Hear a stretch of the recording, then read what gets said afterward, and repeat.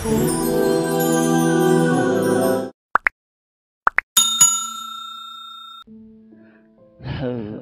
اکبر.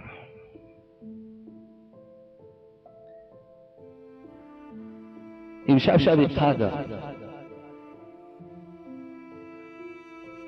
23 و 25 و 21 و 29 و هرچی رایای مفسرای گرام روایت کردن شب قدر را اکثرش به اتفاق آمدن که 27 شب رمضان شب قدر است.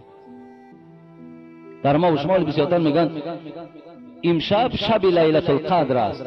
اینجا کمتر ما غلط میکنیم، زیرا که لیل خودش شب میگویند. اگر ما گوییم که شب لیلت القدر یعنی شب قدر، و این خاطر ما هم میگوییم که شب قدر است. همون لیلی که میگوییم همون لیل ما با تاجیکی خودمان شب میگوییم. امشب قدر است یا امروز شبش قدر است. خدا گفت این انزلناه فی لیلة القدر.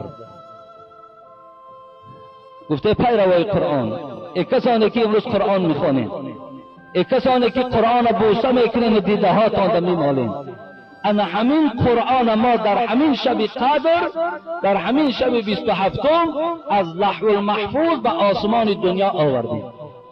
از آسمان دنیا تدریجاً در دوام 23 سال آیت به آیت بر محمد صلی الله علیه و سلم جبرائیل پایان آورد. همین شب. و ما ادراک ما لیلة القدر، لیلة القدر خیر من الف شهر. خداوند گفت میدانین که شب قدر چیست؟ ای بنده های ما، خدا چی مهربانه برای ما. این شب شناس شوین، این شب چی شب است؟ لیلة القدر خیر من الف شهر. ای بنده های ضعیف، ای بنده های در سهو و در خطا، همین یک شبه که من قام لیلة القدر ایمانا و احتسابا غفر له ما تقدم من ذنبه. حبیب خدا میگوید پیش از آنی که پروردگار من آن مکافاتی که برای ما امشب میدهد بیان کنم، بیان حبیب خدا را گوش کنیم. حبیب خدا گفت کسی این شب را از روی صدق، از روی محبت، از روی اخلاص، از روی دوستداری این شب اگر شب زنده داری کند، با نمازها و قرائتها و گوش کردن قرائت و موعظه ها و نشستن در مسجدها و گزاردن اعتکافها، اگر کسی که امشب شب تا روز کند، حبیب خدا چی گفتن؟ غفر له ما تقدم من ذنبه. بنده خدا، یا خیلی در اینجا 70 ساله این، یا خیلی در اینجا 50 ساله این، یا خیلی شما در اینجا 40 از 70 هم بالایین. حبیب خدا گفت پروردگار 70 ساله عبادتی تو را، 70 ساله گناهی تو را همشه خطی عوف بالاشان میکشد. تو مثل کودکی نو از مادر به دنیا آمدی. تو نو کودکی که به دنیا آمد یگان گناه نکرده است، حالا که 70 سال تو لغزش داشتی، تو کمبودی داشتی، تو خطا کردی، این شب تو به آب چشم گذراندی. این شب تو قدر چگونه که قدر نام دارد که به خاطر قرآن قدر شده است، همین قدر وقتی که قدر دانستی، پروردگار همون قلم میگیره، ما و شما یک جمله را می نویسیم خطش میزنیم، خداوند همون قلم مغفرت خودش را در بالای 70 ساله گناه و لغزش تو هم خط میزند و اعلان میکند بنده من امشب مثل کودکی که از مادر به دنیا آمده است. برادر عزیز، چای خوری جو ای همه تاجیکستان همه قلمی خوش دارم که مرا چی نکنن. همه بچه‌ها خیلی عیدشون دارن در ماه شریف رمضان. مخنف مخشیدن نه که در بالون گشت این میون خورم دیگه کار نکردیم. وقتی داریم که ما باید دستگیری کنن و هم با خوب پر خودمون بخیریم. بیکن خیره که در گرمای محشر سایبان گردد، همان روزی که با 100 داغ سر از خاک برداری. التماس برادر مسلمان، در این ماه شریف رمضان دست جمع به این برادرمان کمک برسانیم. خیلی ذکر ساز میشنشیم من سوزه کتنجی ای اکی خیلی کسل شدگی ذکر یا پشتیان 10 ماه 9 ماه شدن چی باید خیلی شدی؟ دکجا شدی خیلی؟ دانی که در بولون گشت این میون خویون دیگر کار نکردیم. بله چه نکردین؟ چه نکردیم او چه نکردیم یا ما 15 روز در بانیسای خرابولو خور رفتیم اینا با 8 ماه شده دخل نخوریم. تنها 1 درهم ما و شما سبب می شود این برادر با خواست الله شفا می یابد و مادر پیرش خوشحال می شود. در حق خیرخواهان دعا می کند. چی خوب است. برادر عزیز، انصاف بیدار شود، قدر دانسته شود، سبب به عبادت، سبب به خدا ترسی، سبب به چشم کشادن ماها باید که تا روز گذرانیم. زیرا این بشارت از دست ندهید. زیرا برادر عزیز، فردا میدانید که شما به شب قدر میرسید یا نمیرسید. کدام تو دانا هستید که به شب قدر، نه به شب قدر میلش به همین عید قربان میرسید یا نمیرسید. خداوند چی گفت؟ لیلة القدر خیر من 1000 شهر. بنده های من، اینمی یک شبه که شما یک شب از ساعتهای گویم که از آفتاب نشستن الکی شب حساب میشود. از همین آفتاب نشستن تا گویم صبح دمیدن، وقتی که تو غیرت را حاضر خواب کن، خوابت تا بگیر، استراحت تا بکن. وقتی که تو شب زنده داری کردی، در مسجدها رفتی نشستی، موعظه پیشواها و داملاها را گوش کردی، وقتی که صبح که دمید چی شده شد؟ پروردگار گفت خیر من 1000 شهر. من در نامه اعمال تو پروردگار میگوید 84 سال فقط 5 وقت نماز، حج، رمضان، ببینین 5 وقت نماز، نماز جمعه، زکات، حج، در نامه اعمالت می نویسیم که تو 84 سال پایبند همین عمل ها بودی. 84 سال تو زکات دادی، تو 84 سال حج کردی، 84 سال 5 وقت نماز با جماعت خواندی، هدیه همه را در نامه اعمالت می نویسیم. مهربانی خدا را ببین، در یک شهر از قرآن، از حدیث، از اسلام بیاد. اگر ما پیروای او حضرت که تا مردن شب اشارت در زندان بودن شب خواب نمیکرد، زندانی بود، اما در همه حالتهای کشاده، در این شرایطهایی که امروز خداوند برای ما و شما فراهم آورده است. امروز این قدری حکومتدارا را ببین، هر شب چراغا برای ما روشن میکنند، آبها ما را دادستند، گازها ما را کشاده کردند در بعضی جا. یعنی مقدار آن شرایطی که است، همه شرایط ما را قریب مهیا دارند. اگر در همین خیل شرایط ما که اگر یک شب زنده داری نکنیم، آیا همین از روی انصاف است؟ البته به انصافی است.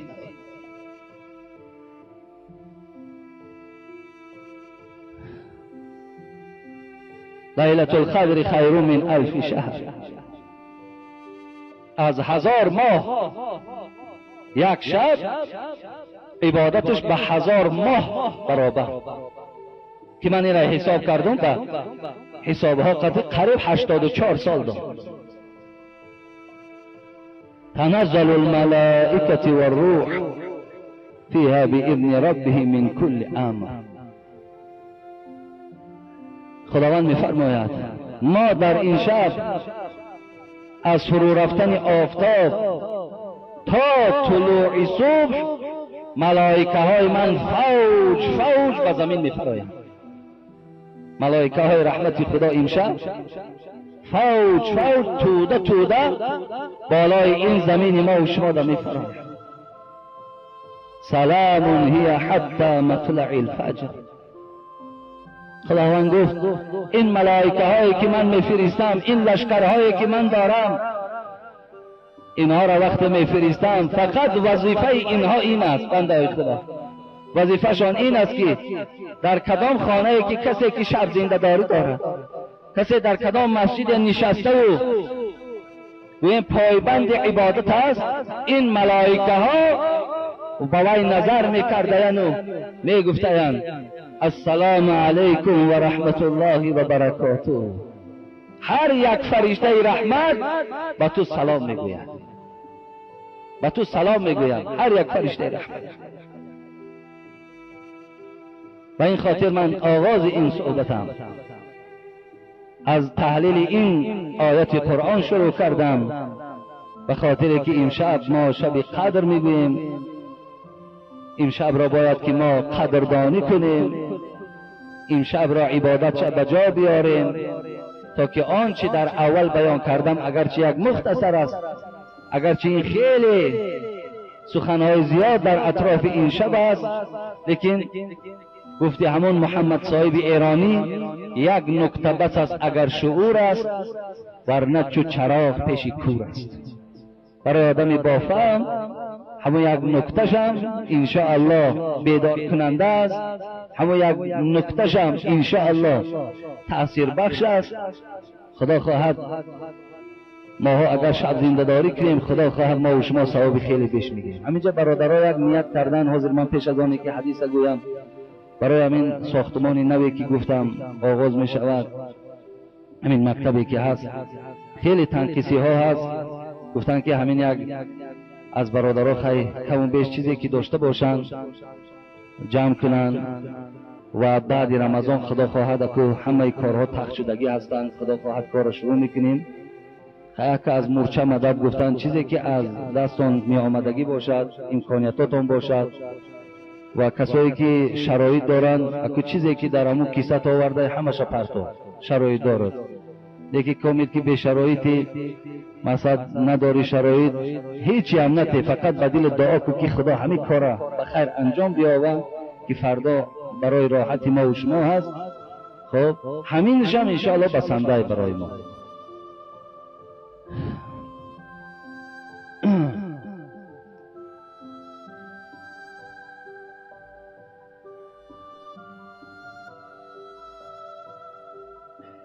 این جمعه آخران از جمعه ماه رمضان هست. من که به گوش نشنیدم، لیکن از برادرایی که شنیدم گفتن روز چهارشنبه روز عید است. از شنیدگی که دارم، ولی من تا حال خودم نشنیدم، لیکن گفتن که همچنان اعلان شد به تلویزیون که روز چهارشنبه روز یکم عید است. ای خدا خواهد در هر جایی که باشین، در مسجدهایی که جامع هستن و جمعه میخوانن و یا رخصتی گوییم که ایران صلی حتی که عبادتهای شما را خدا معلق نگه می‌دارد. و این خاطر شما صدقه های فطرتان مسکین ها و بیچاره ها و ناتوان ها را دهین. من اعلان کرده بودم که مرا صدقه فطر ندهین، زیرا به من صدقه فطر شما درست نمی شود. لیکن در کدام شما یگان ملا امامی که شرایط ندارد، کم بغل است، خب در شما نماز میخواند، ملا اماماتون صدقه فطر دهید. مثلا من ملا امامی هستم که صاحب خانه و صاحب ماشین و صاحب شرایط و مقصد کفایت میکند برای که انشاءالله عالی هم نباشم، پستی بدم نیستم، لیکن برای خودم حرام گردانیدم چشم تمره به نام خودم. بعد میبینم که از کسی گویم که کو حق مرا بده، این دست من میشکنم، این دست خدا هیچ وقت این تدراز نکند. خدا اگر همون روزه که دست مرا دست تلبندگی کند، خدا جان ما بگیرد، به نام خدا من راضی هستم. هیچ وقت در تمره برای خودم کشادنی نیستم.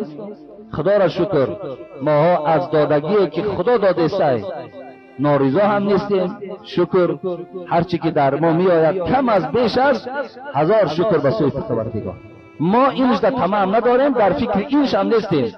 اگرچه خدا در قرآن میگه و ما یتق الله یجعل له من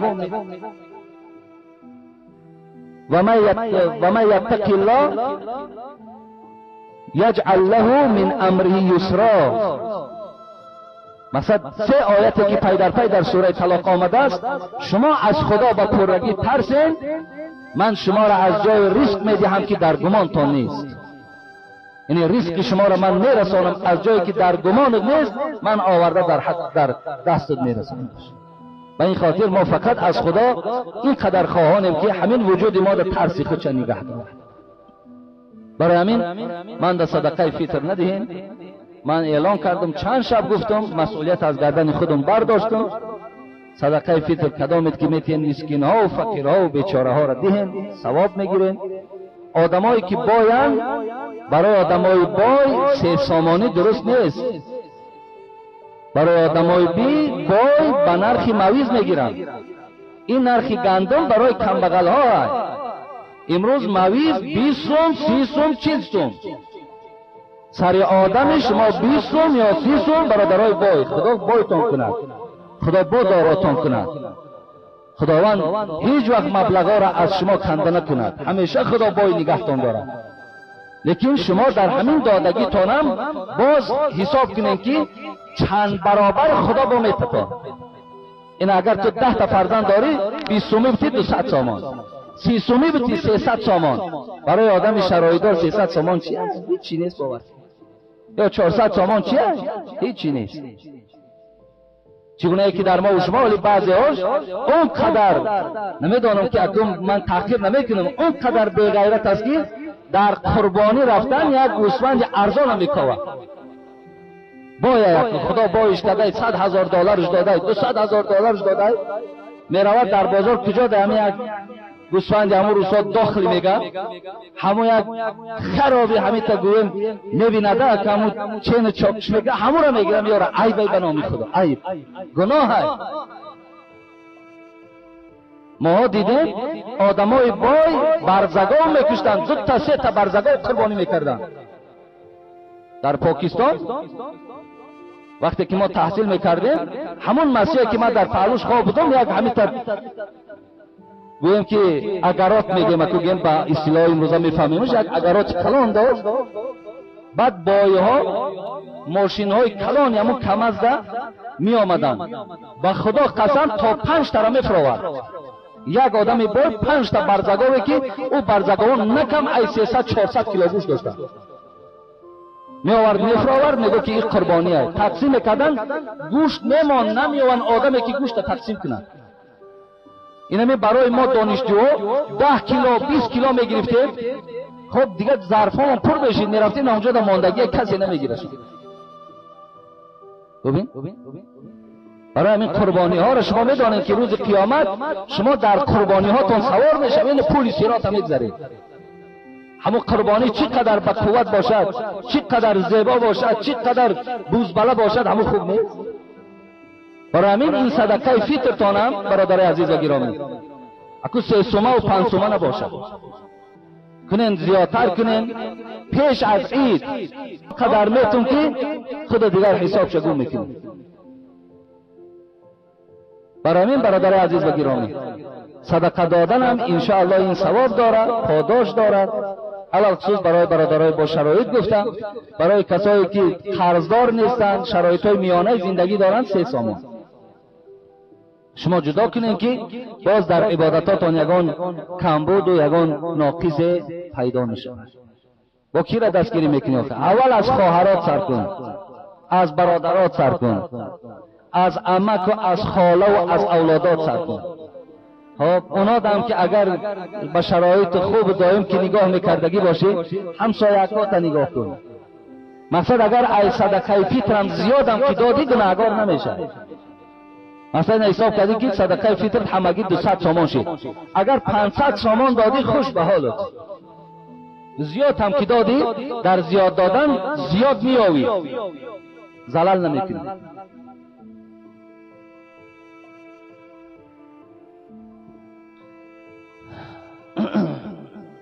الصيام والقرآن يشفعان للعبد يوم القيامة.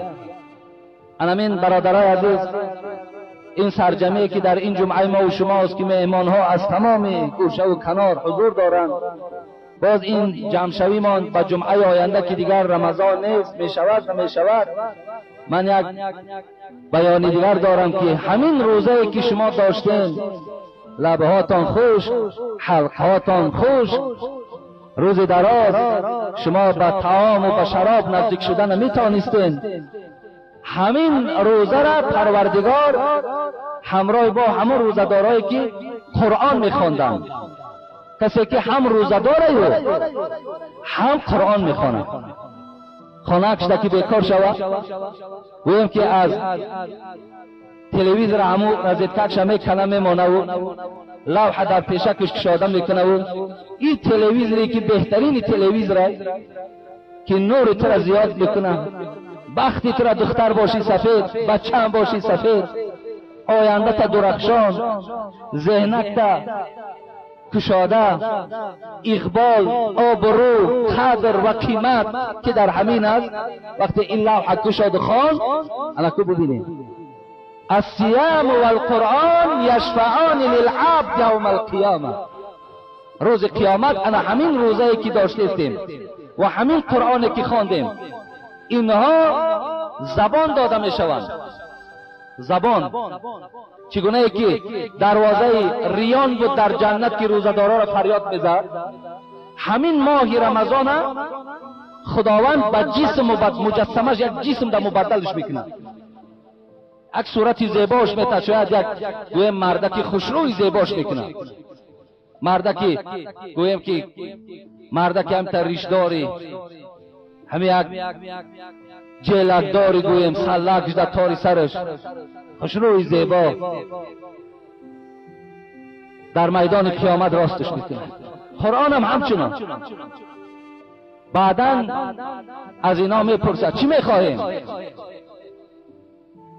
یقول الصیام منعته الطعام، ببینید، و شراب. پروردگارا تو میدانی که این بنده تو در سال 2008 در همین ماه مبارک رمضان، ماه سپتامبر، یک ماهی که روزه بود، روزه گرفت،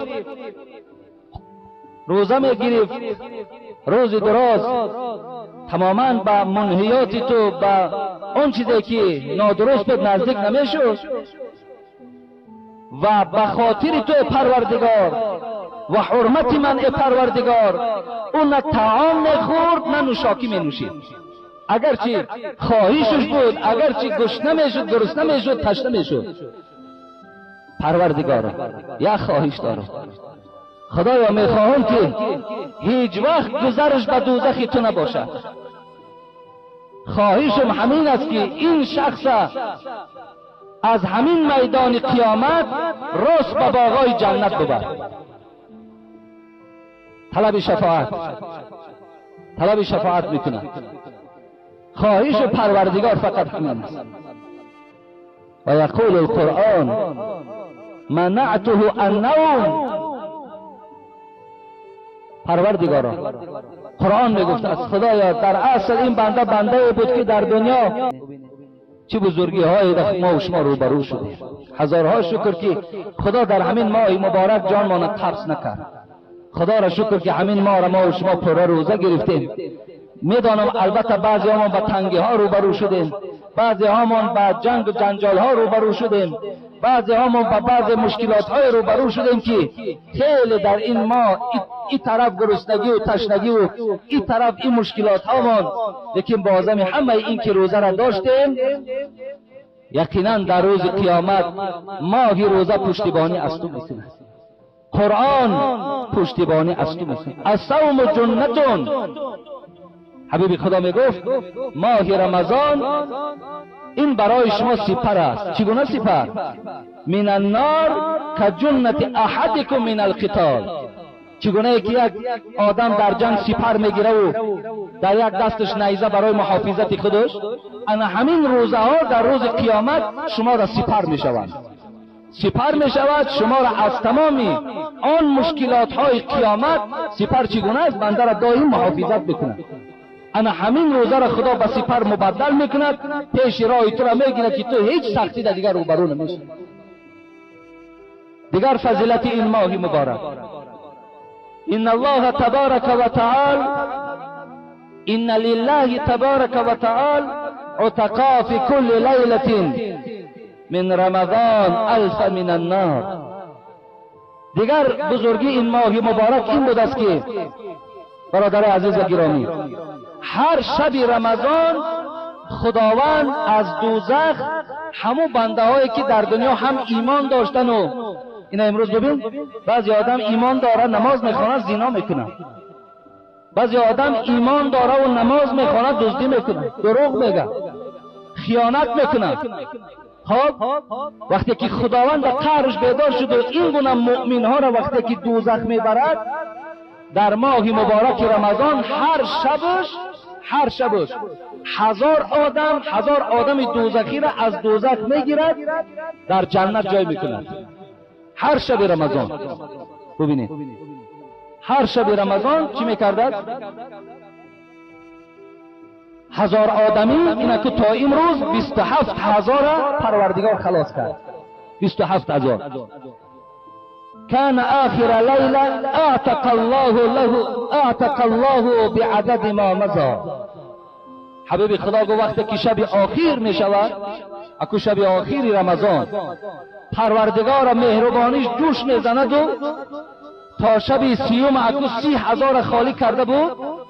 شب سیوم باز گویم به اصطلاح های موزه با امنیستی هم می شود، باز 30,000 دیگر در آخر شب پروردگار باز خلاص میکنه. هر شب 1000 30 تشید، آخرش در باز 30,000 دیگر 60,000 دوزخی. هر یک ماه رمضان پروردگار از دوزخ به خاطر این ماهش خلاص میکنه. این از درجات رمضان، این از فیض رمضان، این از برکات رمضان. رمضان خوش آمدید، رمضان بسیار خوش آمدید. ما اگر چنده که شاید در تو بی‌پروایی کردیم، شاید در تو توجه هم نکردیم، شاید دلسوزی هم کردیم لیکن کم کردیم، روز قیامت شفاعت از جانب ما شد، سپر از برای ما شد. اگر چنده ما خیلی امیدی از پروردگار من داریم که خداوند ما را مورد مغفرتش قرار میده. پروردگار عاقبت ما را بخیر کن، ایمانا ما را با سلامت نگه دار. این ماه مبارک خدا از ما قبول بگردان. برکات و شرف این شب قدر در نامه اعمال ما کتابت فرما و تا رمضان دیگر خدایا همه جمعیت ما، همه مردم مسلمان را خدایا صحت و سلامت و به بلا و به آفت و به مشقت خدایا نگه دار. ربنا لا تزغ قلوبنا بعد إذ هديتنا وهب لنا من لدنك رحمة إنك أنت الوهاب. آمين يا رب.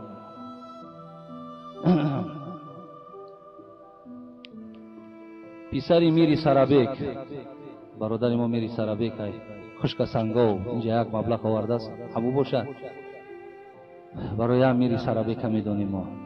خب اینجا یک مبلغ آورده است. بابای حاجی ارومبای خدا در عمر جانش برکات دهد، یک عمر در همه مردمی کلاب ما و شما بیرون از کلاب ما و شما آشپزی میکند و برار دهد، کشایش دهد و خداوند آیندهش نیک گرداند. یک برادر از خواجه سرتیز یک مبلغ دادن در حق بنده.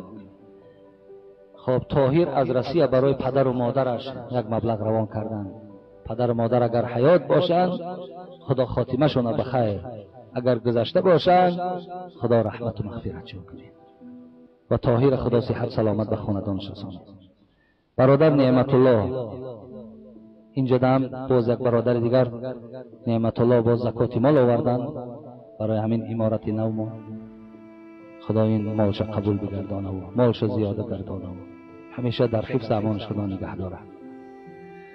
در حق مقسوم سعید دعا کنید.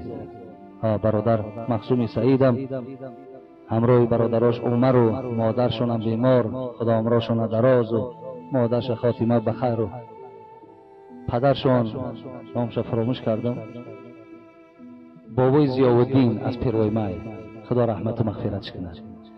و اینجا یک برادر نعمت الله هم سوداگر از در بازار بالا که مخلصای مسجد ما و شما هست.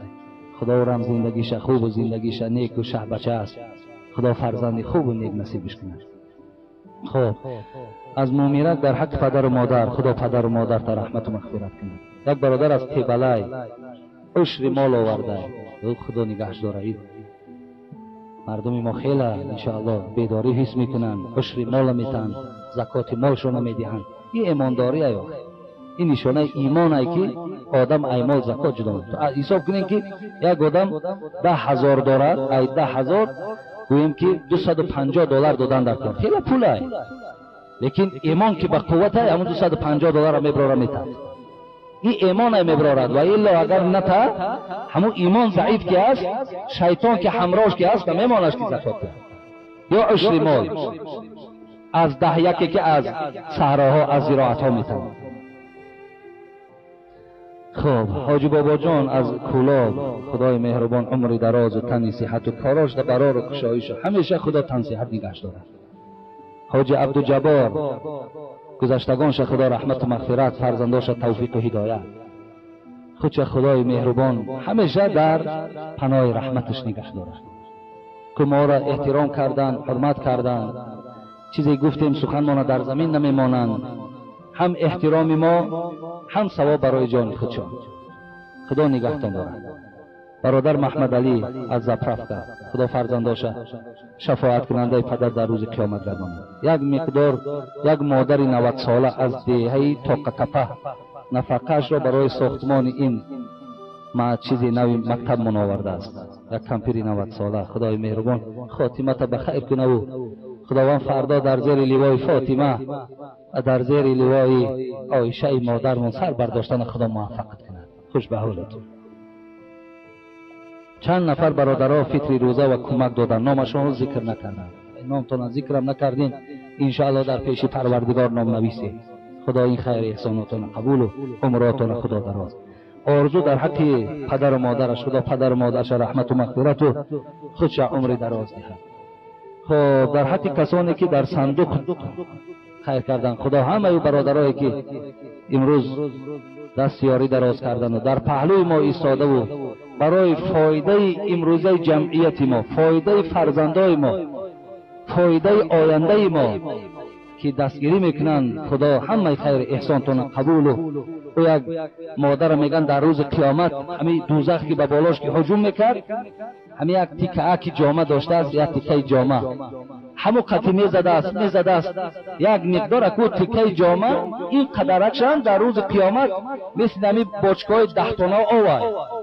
اکو در دنیا همو کم همت که باشه، خدا را در همو در قیامت هم با به بهرش نمیماند.